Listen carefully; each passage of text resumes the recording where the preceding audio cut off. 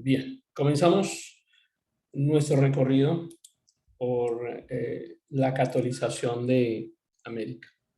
Quiero recordarles que este concepto del juicio final existe prácticamente en todas las religiones. En todas ellas existe una idea de un final, de un juicio final, de un apocalipsis. Está inmerso en el conocimiento espiritual de la humanidad en sus diferentes formas de expresión. Siempre hay este concepto de que en algún punto esto que conocemos tiene un fin y de acuerdo a la interpretación de cada una de esas religiones, vamos a ver algunas de ellas, pues tiene una visión más o menos que se acerca al cristianismo. Recordemos entre los hermanos, algo que ya hemos visto, finalmente la muerte de Odín, allá en la guerra final en el Valhalla, donde aspiran llegar todos los guerreros para poder participar en esta batalla, poder estar en la mesa de Odín y poder participar en esta guerra final en la que creen en algún momento Odín será derrotado también. Es lo que consideran su apocalipsis, su final. Tenemos unas similitudes entre las religiones que se derivan, no diría de la Biblia, más bien del Antiguo Testamento, más bien del Pentateuco. Estamos hablando del judaísmo, incluso de las creencias del pueblo musulmán, de los católicos, por supuesto, de los cristianos, que compartimos ciertos conceptos.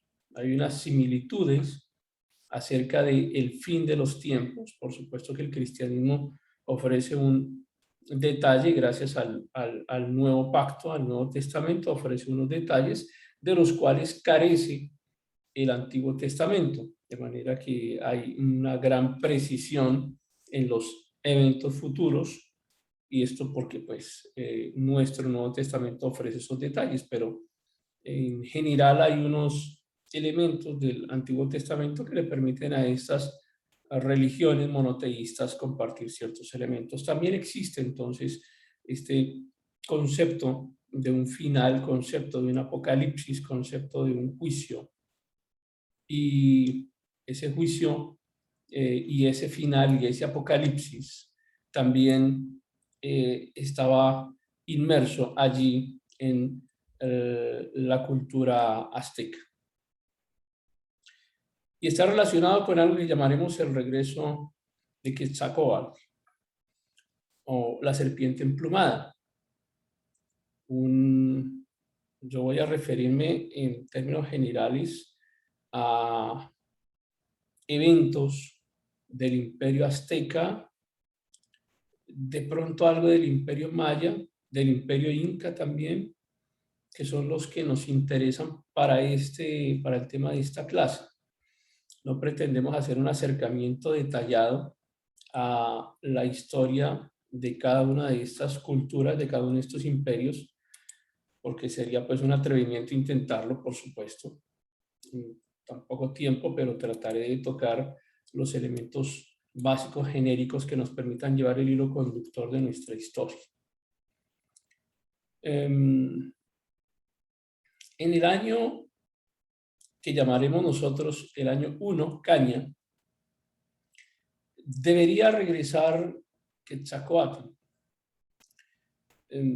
Cuando consideran 3 calendarios que eran los más usados, o los 3 calendarios utilizados por el imperio azteca, un calendario ritual, un calendario solar y un calendario lunar, un calendario venusino. Lo que pasa es que esta fecha, que estaba programada para el 1 Caña, coincide con el 1519, que es la fecha justamente en que los españoles llegan a México. Hay una gran cantidad de creencias, de mitos, incluso de justificaciones proféticas en las que se establece que efectivamente ocurrió un apocalipsis llamado apocalipsis del Imperio Español, o algunos lo asemejan como si el propio Quetzalcóatl hubiese llegado en ese instante y la figura representativa fuera el español. Y otros pues simplemente ven allí una coincidencia entre las fechas que habían ofrecido los calendarios aztecas y pues coincidentemente en 1519 llegada de los españoles a México. De manera que acá hay un elemento que no podemos abandonar, que es el elemento simbólico, un elemento, si se quiere, cósmico, en donde toman de alguna manera por sorpresa a los aztecas, porque ellos esperaban que ese año ocurriera algo extraordinario y realmente ocurre algo extraordinario. Es que llega Hernán Cortés. Para algunos ese Hernán Cortés es ni más ni menos que Quetzalcóatl. Yo no me voy a casar con ninguna de las teorías, simplemente estamos haciendo aquí un referente histórico, una coincidencia que ocurre en este momento en que llegan los españoles y que coincide, insisto, con el calendario azteca. Hay una simbología dentro del pueblo azteca que está muy relacionada con las serpientes, con las plumas, con el fuego, con el sol y unos personajes míticos. La serpiente que vuela. Bueno, ellos alcanzan a ver en el español a una figura supremamente extraña para ellos, es la figura del hombre sobre el caballo. Y la pregunta es si estos dos realmente son uno solo, son una sola figura, son un solo ser, si realmente están fundidos en esta figura mítica. Y es, insisto, este momento histórico, cósmico, en el que llegan los españoles y se encuentran con el Imperio Azteca y ellos están en medio de unas divisiones políticas, están en unas guerras internas y llegan estas figuras extrañas, los penachos que cargan que portan los españoles en sus cascos, los tienden a confundir también, cosa que no ocurriría en otros pueblos. Los pueblos del sur, los indígenas del sur, tienen otro concepto diferente, como lo vamos a ver en unos momentos. Y estoy refiriéndome específicamente a los araucanos y los patagones, quienes ellos usan sus boleadoras y digo que, entre comillas, que descubren que uno era el caballo y otro era el jinete, pero es que tanto los araucanos como los patagones, como las demás tribus que allí se encuentran, los demás pueblos, a los que simplemente por razones de tiempo no describimos todos, encontramos unos pueblos que no tenían ese preconcepto mítico, no tenían ese hecho de que en cierto año iba a regresar cierto personaje y el concepto de ese apocalipsis propio. No, acá se encuentran con un pueblo que es diferente, con un pueblo que está dispuesto a enfrentarlos y que los enfrentaron de una forma muy fiera, enfrentaron a los españoles digamos, las guerras en cada uno de estos sectores fueron unas guerras diferentes. Unas fueron las guerras que se dieron en el Imperio Inca y en el Imperio Azteca, y otras las guerras que se dieron en cada, en cada una de las diferentes regiones de América. La fiereza con la que son combatidos los españoles en estas regiones del sur lo convierten a estos escenarios en escenarios de combate en el cual incluso los indígenas alcanzan a dominar el uso del caballo y son famosos los usos de caballo en las pampas, en las llanuras de todas estas regiones del Cono Sur, hasta el punto en que se convierten, insisto, en personajes míticos. Como observan ustedes, es una visión diferente, es una guerra diferente, pero igual, lamentablemente, estos pueblos también fueron conquistados y dominados. Ya veremos cómo ocurre ese proceso. Entonces, hacia el Cono Sur se produce se produce la dominación. El Imperio Español logra someter a todos estos pueblos, pero más bien no porque tuviesen esa ventaja de la figura apocalíptica que iba a llegar y que estaba predeterminada por el paso de los tiempos y de los siglos. No, acá lo que llega es una marejada de gente, porque el proceso de conquista, digamos, se va dando más bien como desde el norte hacia el sur, y cuando va llegando entre más al sur, ya estaba más consolidado en España, en Europa, el concepto del nuevo mundo, el concepto de América como tal, como un nuevo continente.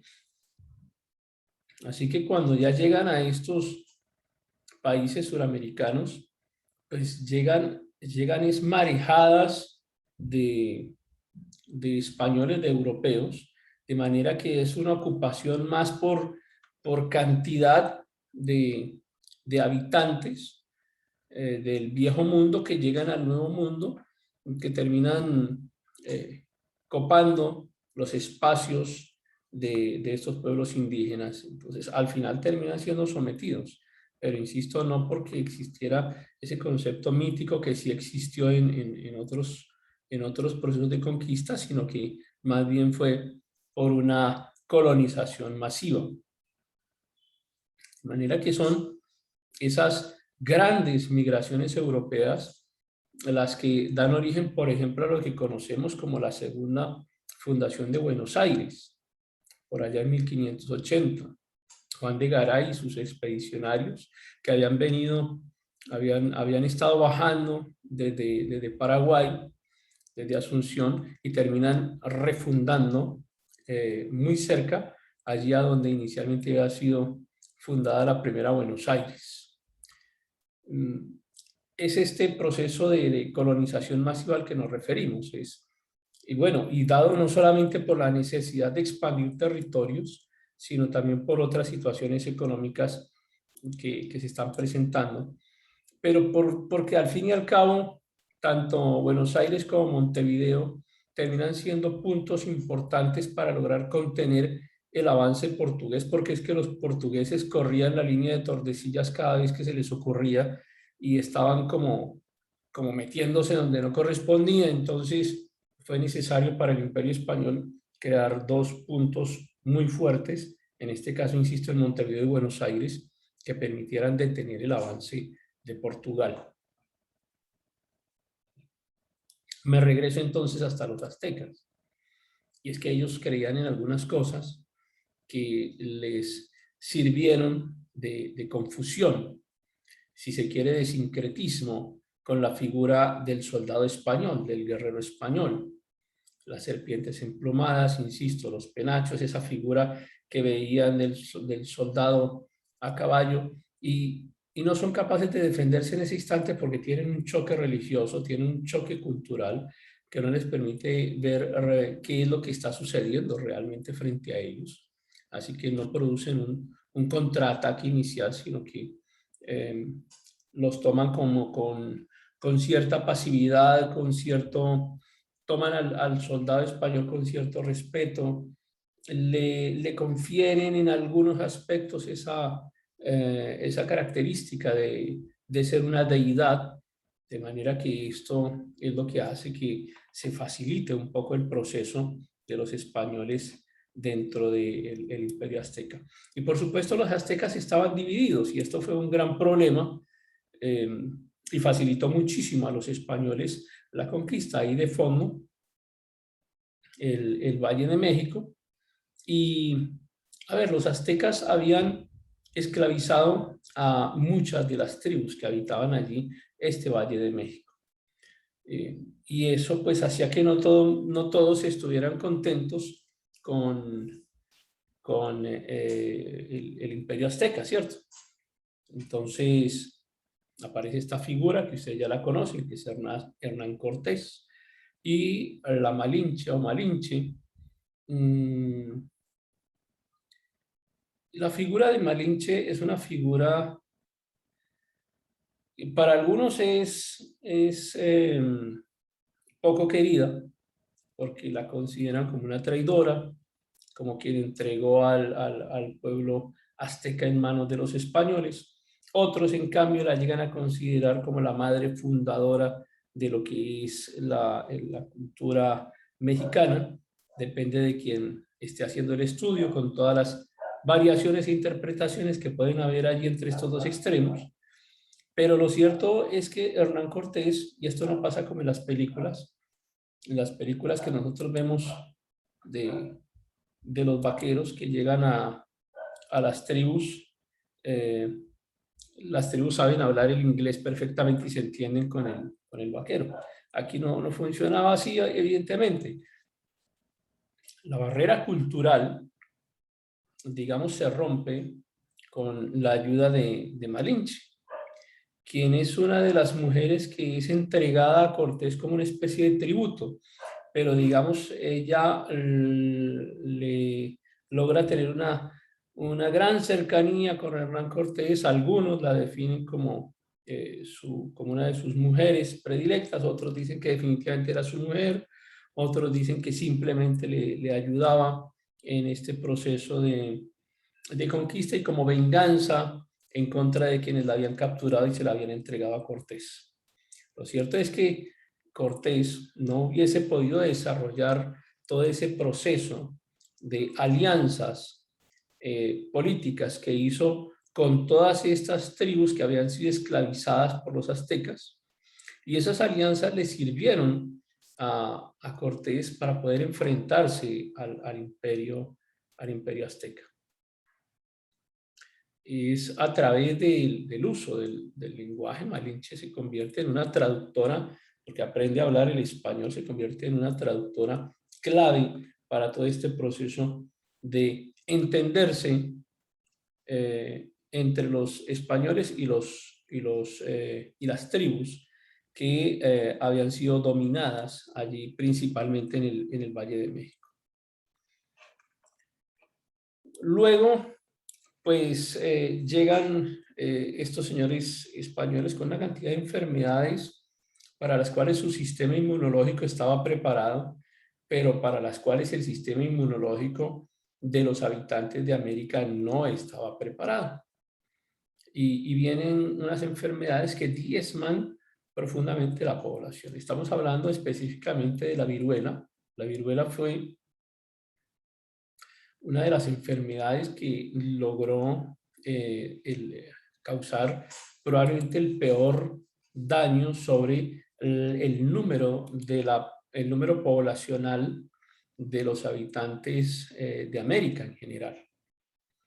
Se considera por lo menos que referente a México causó un daño similar al que causó la peste negra en Europa. Estamos hablando de la muerte de alrededor de 1/3 de la población, pero no solamente por la viruela, sino, insisto, por todas las enfermedades para los cuales los europeos pues estaban inmunizados, pero eran enfermedades que al no existir en América, que mientras generaban ese proceso de inmunización de rebaño, pues iban a causar una gran cantidad de muertos. Entonces, esto afectó también notablemente el número de habitantes del Imperio Azteca y en general de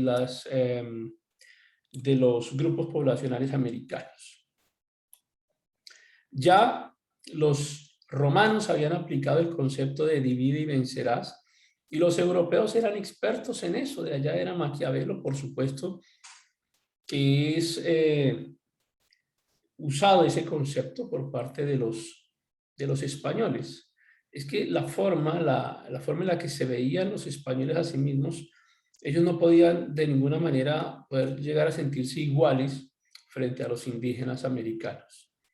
Y el concepto de la palabra, de la lealtad, del honor, era entre europeos, si se quiere, entre españoles, pero por supuesto que no iban, a pesar de sus promesas y a pesar de sus compromisos que llegaran a hacer con los líderes de todos estos grupos poblacionales que estaban en contra del Imperio Azteca, pues les prometían cosas, pero cosas que al final iban a ser cumplidas porque, insisto, ese sentido eh, de guardar la palabra, de guardar el compromiso, de la lealtad, se quedaba solamente para entre ellos los europeos, cosa que se vino a reflejar también durante las épocas republicanas allá en América, cuando ni siquiera los hijos de los españoles en América eran tratados de la misma forma que se trataba a los españoles nacidos en España.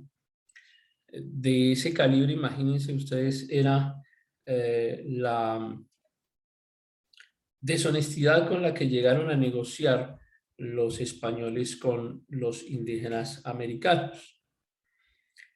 Por supuesto que al lograr esa división entre los indígenas, pues de un lado se suman a Cortés los que estaban ofendidos, que tienen algún resentimiento en contra del Imperio Azteca, y de esta manera es que Cortés logra compensar esa superioridad numérica que tenían los aztecas y hábilmente se logra presentar como una figura mítica, como la figura que ellos estaban esperando, como el conquistador semidioso, Dios, y es como logran también llegar a influir en las creencias de los aztecas, en un punto en donde ellos, insisto, estaban débiles, no solamente por estas divisiones que hemos venido mencionando, sino débiles en el sentido de sus creencias, porque ellos estaban esperando que algo extraordinario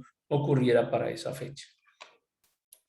Ahora, es necesario que estudiemos y que comprendamos a cabalidad qué está sucediendo con este marco teológico que traen los españoles. Ya hemos visto cómo desde Felipe II se instaura el proceso de radicalización del catolicismo, no solamente en España, sino en general en Europa y en general en todo el Imperio Español, que, como ustedes bien saben, se extendió por todo el mundo. De manera que ese proyecto católico era un proyecto, y el proyecto español era un proyecto fundamentalmente religioso. El fondo del proyecto español era religioso, era católico. Entonces, cuando llegan a América, el fundamento inicial era un fundamento teológico católico. No estoy hablando de un fundamento cristiano, estoy hablando de un fundamento teológico puramente católico. Pero con el paso del tiempo, el catolicismo había tenido ya ciertas debilidades, ciertos resquebrajamientos. Por ejemplo, recordemos cómo en el año 1000 ya se había dividido el catolicismo entre lo que fue la Iglesia de Occidente y la Iglesia Ortodoxa de Oriente, que persiste hasta el día de hoy y que no reconocen al Papa como líder del catolicismo. Pero ya ahí, casi finalizando la Edad Media, viene el movimiento de reforma. Ese movimiento de reforma que surge en Alemania y que se extiende a los demás países, y les insisto, del cual tendremos que hablar en algún momento y buscar el espacio porque es algo fundamental dentro de la historia de la Iglesia. Ese movimiento de reforma venía causando divisiones en los demás países europeos y por eso es que no logran los demás países entrar en este proceso de conquista del descubrimiento del Nuevo Mundo, porque ellos estaban allá ocupados en otras cosas, ellos estaban allá matándose por religión y consolidándose para llegar a ser estados nacionales. Pero acá los españoles ya la tenían clara, ellos eran católicos absolutamente radicales y todo lo que no fuera catolicismo, todo lo que no fuera la interpretación del mundo que ellos le concedían al catolicismo y que estaba en cabeza del Papa, pues todo lo que no fuera esa interpretación del mundo era enemigo de España, enemigo del catolicismo y por supuesto enemigo del imperio. Claro, en España se van debilitando con la división y la existencia de la Iglesia Ortodoxa de Oriente también estaban débiles, de manera que llega un punto en donde España deja de tener su centro en Europa y comienzan a mirar hacia América y comienzan a mirar hacia otras regiones, hacia allá, hacia el Atlántico, y entienden que necesitan consolidar su política religiosa y su monopolio económico allí en el Nuevo Mundo. Y de esa manera poder sostenerse como imperio, porque comienzan a entender que se están resquebrajando como imperio y es necesario que puedan consolidarse en el Nuevo Mundo. En ese transcurrir cometen varios errores y es enviar judíos a América, porque los judíos también llegan a, si me permiten el uso de la palabra, evangelizar, es decir, llegan a predicar su conocimiento religioso, pero también recuerden que llegan los gitanos con sus conceptos. Los gitanos son expulsados prácticamente como parias de España, de Portugal, y son traídos a este nuevo mundo, pero ellos acá no se quedan quietos ni callados. Llega un punto en donde España decide suspender el envío de gitanos a América porque les estaban causando muchos problemas en este lado del mundo.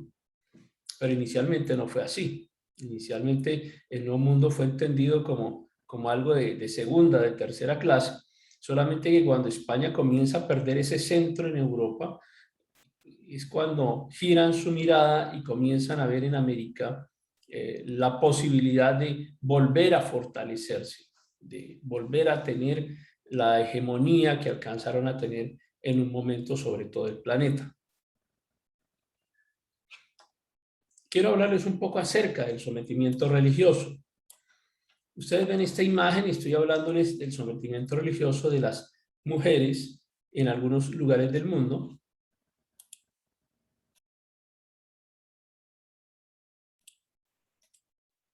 Estamos hablando de la religión islámica, del Islam. Sometimiento religioso del cual pues uno no puede más que sorprenderse. No estamos de acuerdo con que a una persona se le trate de la forma en la que se aprecia aquí en la imagen y consideramos que la religión no debería interferir en las libertades de las personas. Yo creo que todos coincidimos en que el planteamiento de la religión tiene que ser general, tiene que permitir la libertad de la persona para escoger en qué quiere participar, si me gusta esta creencia o me gusta esta religión. Y aún así la religión debería permitir el desarrollo de la persona en su interior, no el sometimiento. Creo que nadie estaría de acuerdo con que la religión deba ser utilizada como arma para el sometimiento de las mentes de las personas, ni de las decisiones de las personas con respecto a su sana forma de vivir, a su sana forma de ver el mundo, que una doctrina no puede convertirse en una herramienta de manipulación, como evidentemente ocurre en algunas religiones. Es lo que ocurrió también.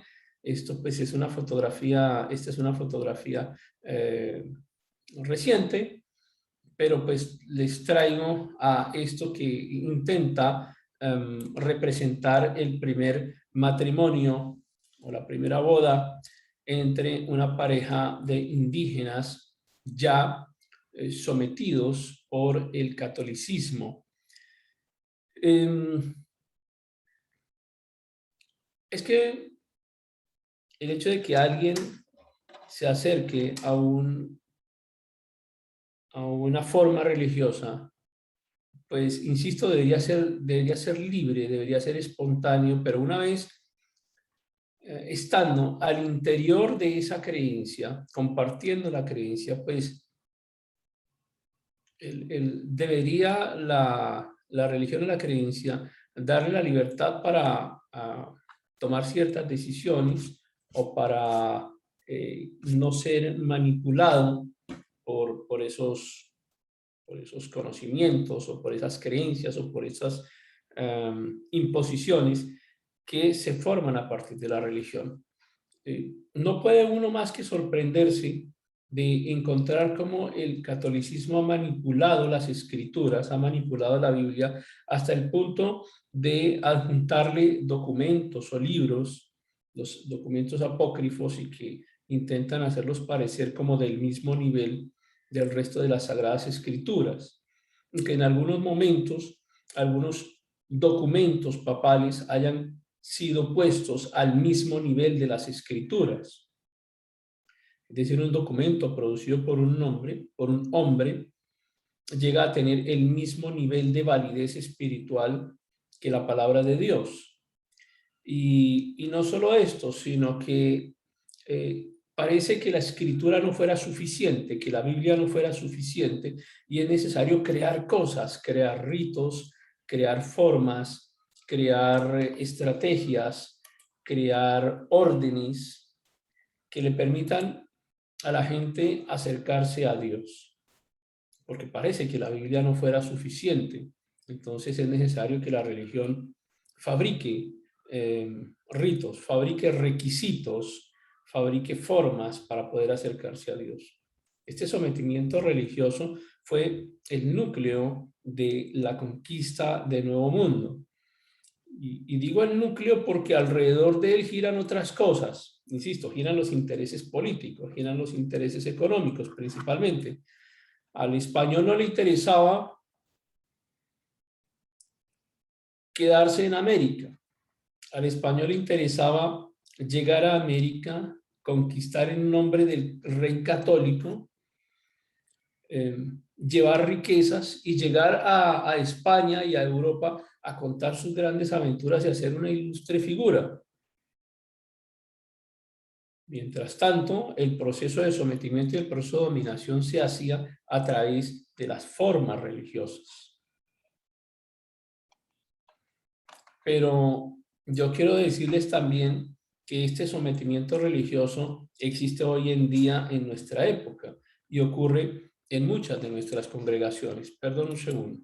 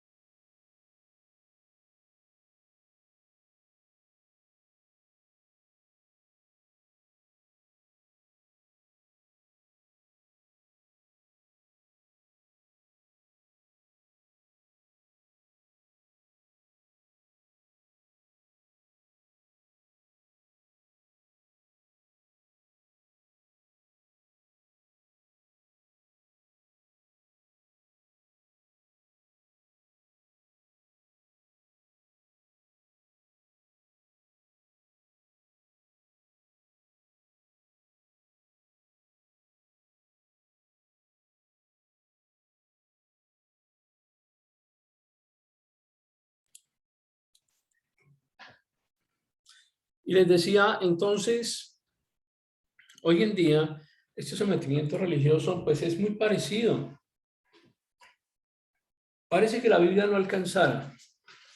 Parece que lo que está contenido en ella no fuera suficiente. Y necesitamos en nuestras congregaciones crear formas, crear normas, crear conceptos que perfeccionen la escritura, que perfeccionen la Biblia, porque parece que a la Biblia le faltaran cosas. Y utilizamos la religión. Yo no puedo decir que utilizamos la palabra como tal, porque si utilizáramos únicamente la Biblia, pues no existiría ese sometimiento ni esa imposición de normas. ¿Cuántas veces leemos en la Escritura que lo que vino a hacer Jesús fue a romper cadenas y a liberarnos de cargas? Pero hacemos lo mismo que los fariseos. Nos encanta ponerle cargas a las personas, nos encanta colgarles cadenas al cuello para poder ser más santos, más religiosos y más dignos de ganarse el galardón que de por sí ya ganó Cristo en la cruz. Aún en nuestras pequeñas congregaciones de barrio imponemos cargas. Volvemos a ese concepto del sometimiento religioso que aprendimos del catolicismo, porque esa es la influencia que recibimos y de la cual no hemos podido liberarnos. Entonces le imponemos cosas a la gente, le imponemos que respeten días, que respeten fechas, que respeten comidas, que respeten formas de vestirse, que respeten formas de hablar, formas de expresarse, la religiosidad en la forma de expresarnos. Y sigue ese sometimiento religioso dándose como se ha dado desde allá, desde la llegada del Imperio Español. Ahora, hoy un poco más moderno y utilizando nuevos métodos, incluso electrónicos, para seguir imponiendo cargas. Un sometimiento religioso que terminó finalmente por acabar por destruir todo el mundo azteca en nombre del papado, en nombre del catolicismo, en nombre del amor de Cristo.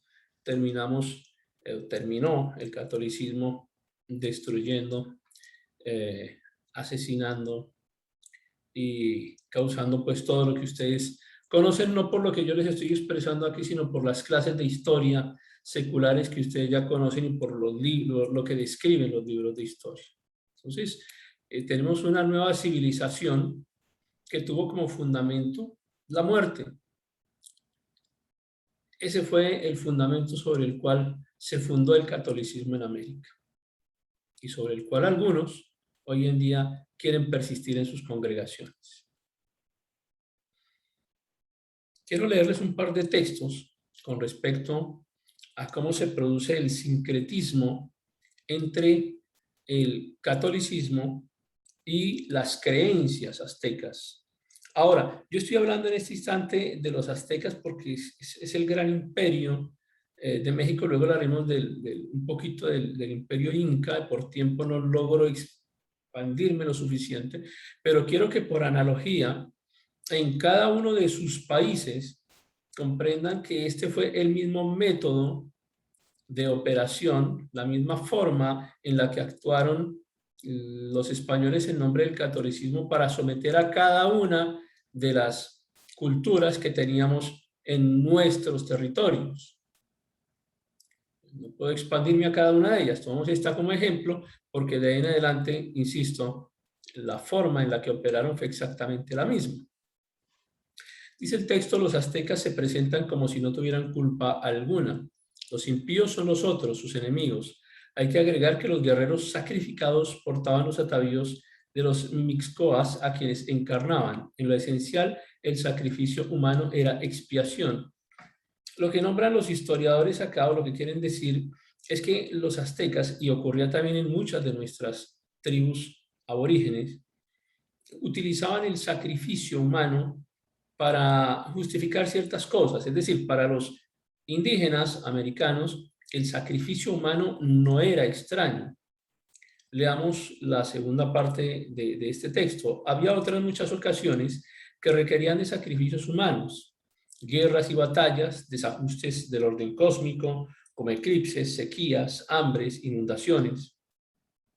La expiación por ofensas en el culto a los dioses, como robo de objetos sagrados, dejar escapar víctimas, motivos personales, como cuando un padre que escapaba de la muerte ofrecía a su hijo en pago, y la inmolación de acompañantes para los difuntos.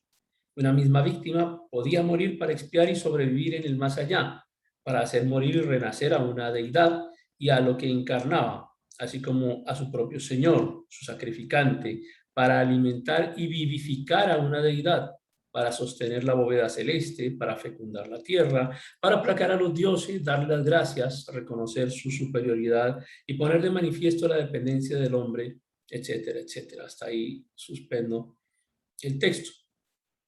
Lo que quiero recalcar es que para las tribus indígenas americanas no era extraño el sacrificio humano. Se utilizaba para estas tantas cosas que está mencionando el texto del historiador. De manera que cuando llega el español, logra hacer un sincretismo, una similitud entre ese mundo indígena y el católico, porque es que le presentan a Cristo que es un sacrificio, a Cristo que se sacrifica a sí mismo por otros. Igual que de cierta manera lo justificaban los grupos indígenas americanos. Porque los grupos indígenas americanos, insisto, tenían ritualidad con sangre. Y cuando les hablan de este Cristo, que muere en medio de un ritual con sangre, es más fácil entrar a este proceso de sincretismo. Entonces ya el católico logra presentar a un Cristo español que es sangrante, ni siquiera judío, sino un Cristo español sangrante. Y vemos ahí algunas de las imágenes que hoy en día existen en América Latina. No todas ellas son de la época de la conquista o la colonia. Está, por ejemplo, el lagar místico, el Cristo sangrante de Cochabamba. Está el Cristo con tocado indígena, que además fue vendido en subasta, el que está aquí en la parte central inferior de la pantalla, el Cristo con tocado indígena, que fue subastado por una gran cantidad de dinero, pero que ustedes observan en la parte superior de su cabeza tiene ese tocado indígena que puede representar a los incas, a los mayas, a los aztecas o a cualquier otra de las tribus, es decir, un Cristo indígena, ¿sí? Pero para quien quiera pensar en qué pasó con los esclavos que venían de África, pues bueno, también se les tiene el Cristo negro, que también era un Cristo sangrante, ¿cierto?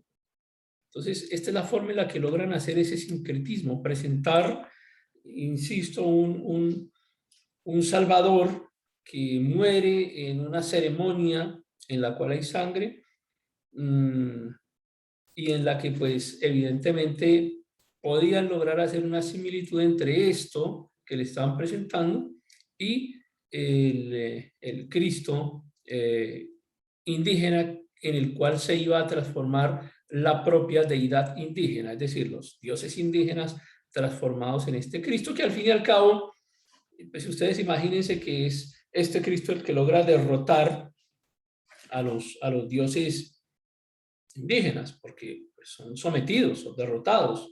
Luego este Cristo tiene que ser más poderoso, y no solo eso, sino que además se parece mucho porque participa en estos ritos de sangre.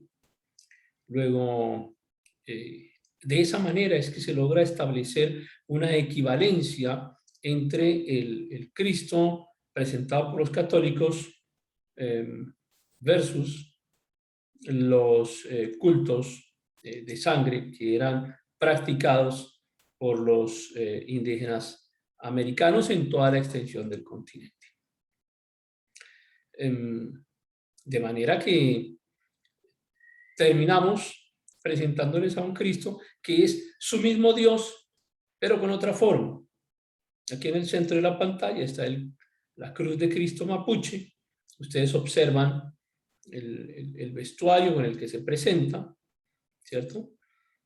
Mapuche significa gente de la tierra y son grupos poblacionales principalmente del sur del continente, estamos hablando de Chile, y que ellos sí que les dieron duro a los españoles, lo resistieron muchísimo, eran grandes guerreros también, pero pues se produce al final este proceso de sincretismo que logra presentarles a estas figuras que son figuras usadas para que pues, pudieran adorar algo. A los indígenas tenían que ver algo para adorar, y pues les presentan estas figuras que, digamos, cumplen los requisitos, no solamente para presentarles el proceso, insisto, de catolización, sino para lograr un control religioso.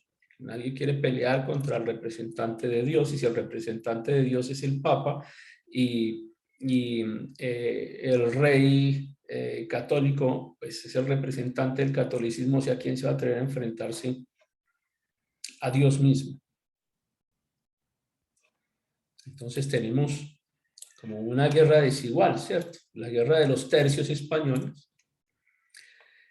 que era vista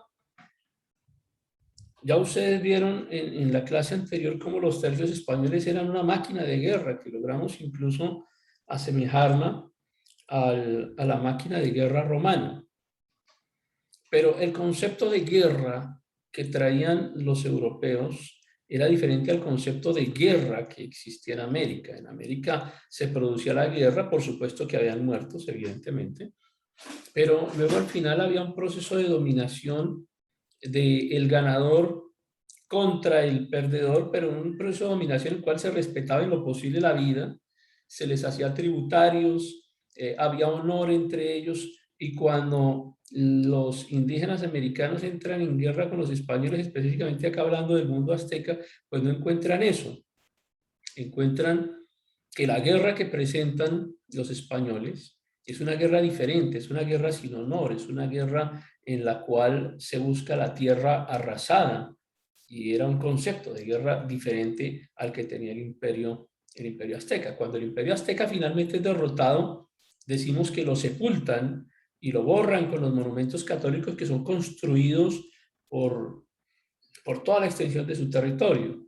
Veamos un poco también lo que menciona el historiador en este caso: la falta de apoyo de otros pueblos del momento y los estragos que la viruela ya había realizado en parte de la población volvieron imposible evitar el sitio a Tenochtitlán.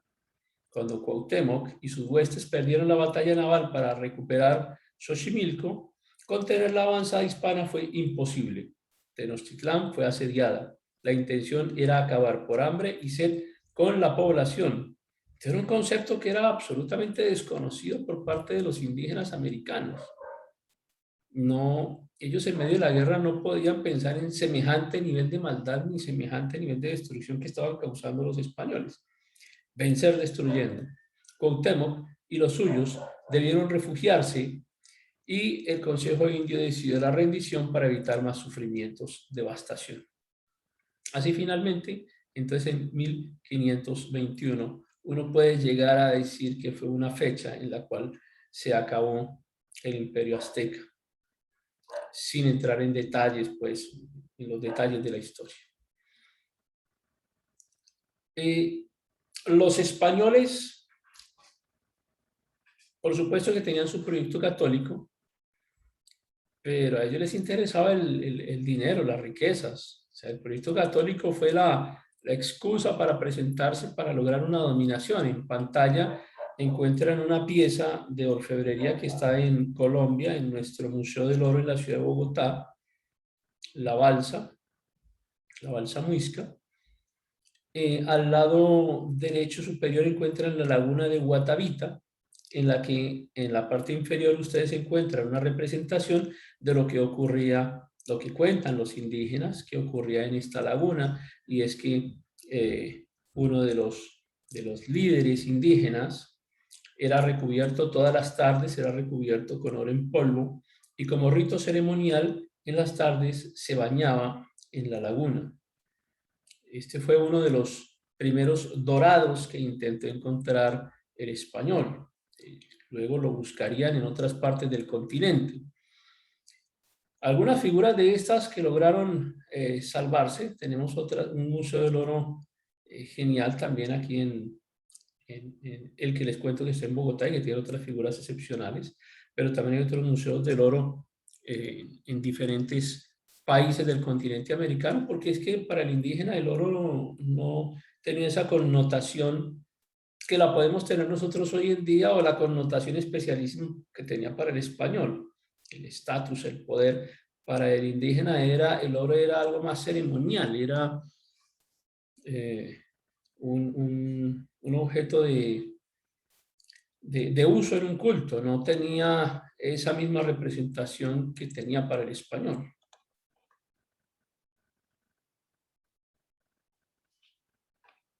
Luego aparecen en el continente otro tipo de mitos.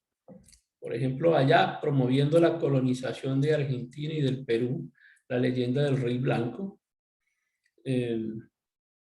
con algunas variaciones, habla de una mina de plata inagotable que estaba en ese territorio, en Argentina. Por eso Argentina se llama Argentina, está relacionada con la plata, ¿no? existe el Río de la Plata. El concepto de la existencia de grandes cantidades de plata es lo que mueve la conquista hacia el cono sur. Y hace un rato hablábamos de por qué fue diferente entonces la conquista entre Norteamérica y Sudamérica. Y recordarán ustedes cómo en el Mayflower los padres peregrinos llegan con la idea de vivir en el nuevo territorio, llegan con la idea de habitar, de crear un modelo de sociedad que les permitiera escapar de la persecución religiosa a la que estaban siendo sometidos en Inglaterra.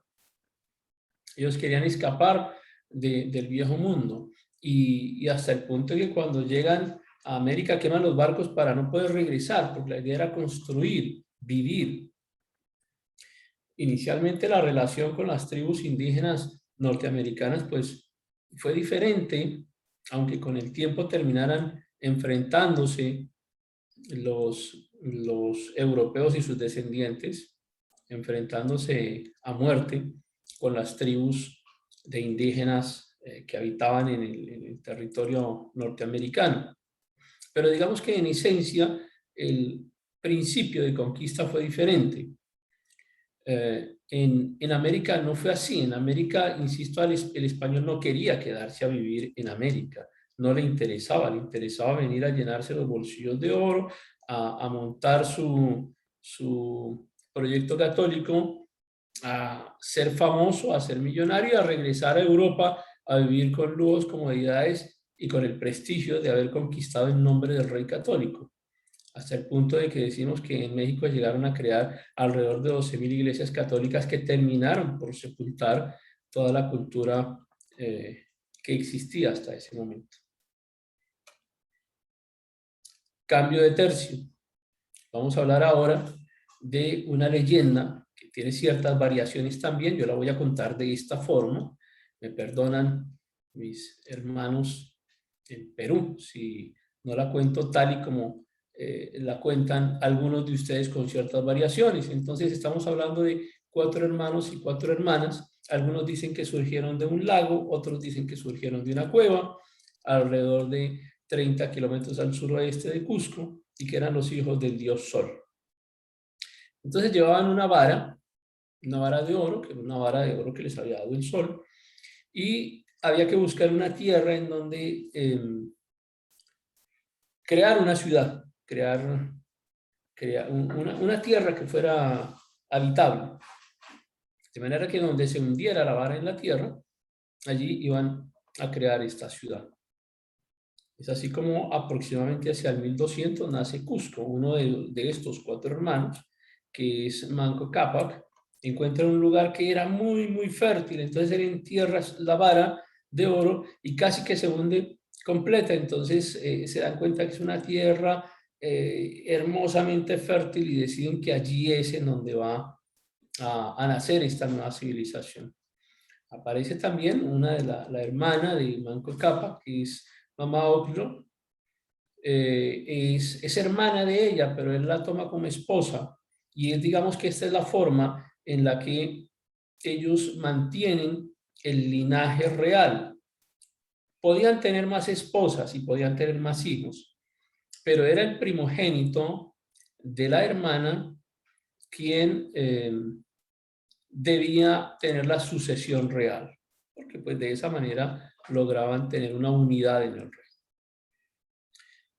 Por razón de tiempo, resumo rápidamente este concepto del imperio, del imperio inca, que es extensísimo y ojalá tengan tiempo de estudiarlo con mucha calma posteriormente, que de verdad que hay muchísimo que aprender, es muy interesante.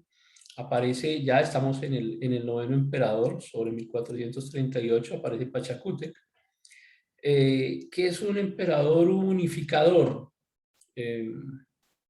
Logra extender el imperio junto con su hijo Tupac Inca.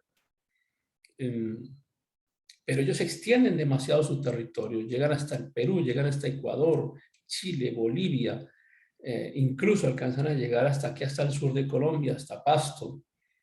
Y una de las diferencias entre la forma en la que conquistaban y guerreaban los incas era que no destruían, no arrasaban, como lo hicieron los españoles, sino que llegaban hasta la tribu, la hacían al pueblo al que iban a conquistar, peleaban contra él, pues lo sometían.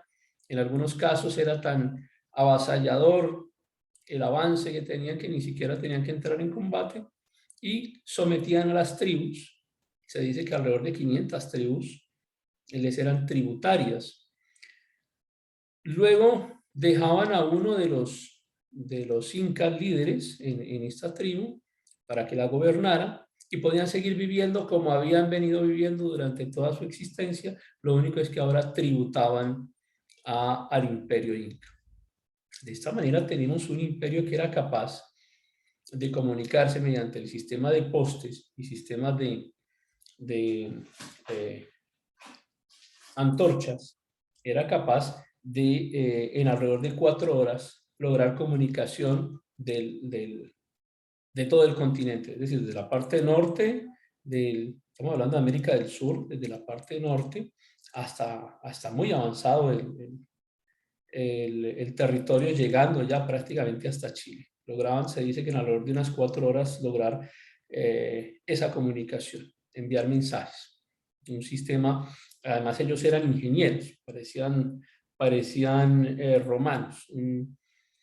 Creaban caminos, crearon un imperio. Esto realmente, cuando uno habla de un imperio, por eso es que solamente me referiré a estos dos grupos poblacionales, a los aztecas y a los incas, por supuesto que sin demeritar los avances que existían en otros grupos poblacionales, pero es que estos dos fueron imperios. Y entonces tenían el concepto del cero, tenían el concepto de las cuentas, tenían el concepto de la contabilidad, tenían el concepto de la astronomía, como también lo tuvieron los aztecas. Y al final aparece este otro gran líder de los incas, que es Atahualpa. Ya estamos hablando de unas generaciones posteriores a lo que les mencioné en la imagen anterior, pero lo cierto es que al final Pizarro no era, en medio de la fuerza que tuvo Cortés allá con el Imperio Azteca, Cortés era un poco más educado, si se quiere. Pizarro era supremamente salvaje. Y aún así parece que evita, en algún momento hay una historia que dice que evita que un soldado español mate a Atahualpa, pero igual termina matándolo. Pero Pizarro no era tan gentil, entre comillas, si se quiere, como lo fue Cortés.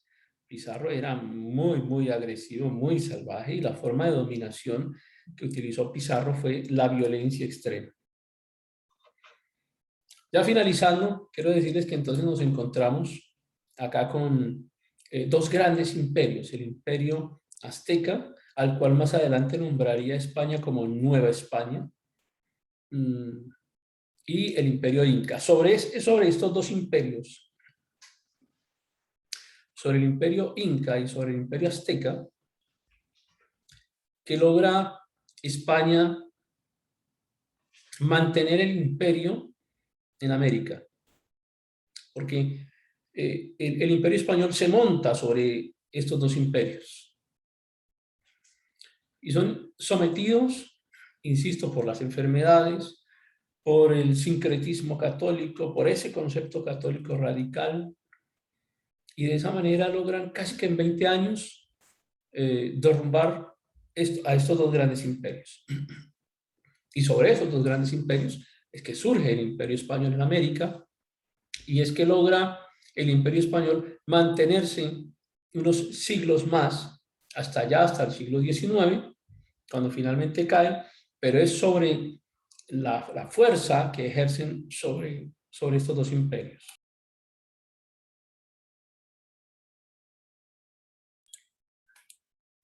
Ya finalizando, les comparto una imagen de Cartagena, las murallas de Cartagena, en donde se puede apreciar claramente la evidencia de la fuerza del Imperio Español. Unas murallas que fueron construidas para la defensa de los corsarios, principalmente ingleses, porque recuerden ustedes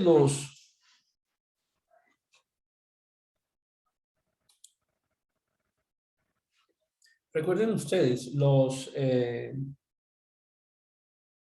españoles tuvieron probablemente la mayor armada del mundo de aquella época.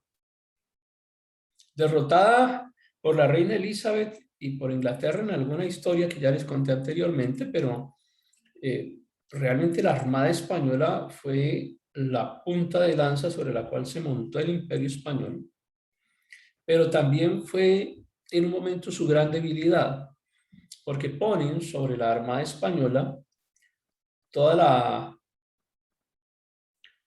toda la fe de la conquista, porque cuando España se debilita en Europa, porque la reforma comienza a tomar fuerza, porque la contrarreforma exige financiación y porque pues, España está debilitada financieramente en Europa, le corresponde a la Armada Española trasladar recursos para sostener a España en el viejo mundo. Y digamos que se esforzaron mucho en saquear América, pero al final no lo disfrutaron porque fueron los ingleses, los holandeses, los corsarios, los temibles piratas, quienes estaban financiados por algunos gobiernos europeos de forma subterránea, pero fueron ellos quienes terminaban atacando, saqueando a los galeones españoles, algunos hundidos y muchos de ellos pues fueron tomados y esas riquezas terminan perdiéndolas y de ahí en adelante pues sin tener cómo financiarse adecuadamente y ante lo vasto del Imperio Español era muy difícil mantenerlo sin los recursos y sin un ejército poderoso. Esa es la forma como termina América catolizada de una forma tan radical como lo conocemos hoy en día. Es por eso que el catolicismo es tan fuerte en nuestros países, en nuestras ciudades, en nuestros barrios, con nuestros vecinos. Es por eso que el catolicismo tiene tanta extensión y profundidad en las raíces propias de nuestro continente americano, porque no fue simplemente un proyecto religioso, sino que fue la médula de la construcción de un imperio religioso. Y es así como logran llegar hasta lo más profundo de cada una de las culturas de nuestros territorios americanos y logran irradiar no la Biblia, porque qué felices seríamos si hubiesen logrado irradiar la Biblia en nuestros territorios. Es que eso no fue lo que ocurrió. Lo que ocurrió fue que nos impregnaron con sus creencias, con sus ritos, los impregnaron con sus modos, los impregnaron con su forma de ver el mundo, con su propia visión, con su cosmología, con sus creencias. Y es tan complicado para nosotros hoy, incluso como cristianos, separarnos de algunos de esos ritos, creencias, y las hemos trasladado a nuestras congregaciones, grandes y pequeñas, las hemos trasladado, y allí, todavía incluso sin verlo, sin que nos parezca, nos parece muy natural que practiquemos muchas cosas que practica el catolicismo, que ha practicado el catolicismo históricamente, lo seguimos practicando en nuestras iglesias y nos parece muy normal. Los ritos, ciertas ceremonias, ciertas formas de interpretación, allí persisten. Y pues para eso se supone que están ustedes, para lograr identificarlas y lograr romper esas cadenas religiosas que al fin y al cabo las imponemos nosotros y no son impuestas por las escrituras. Permítame, suspendo la grabación.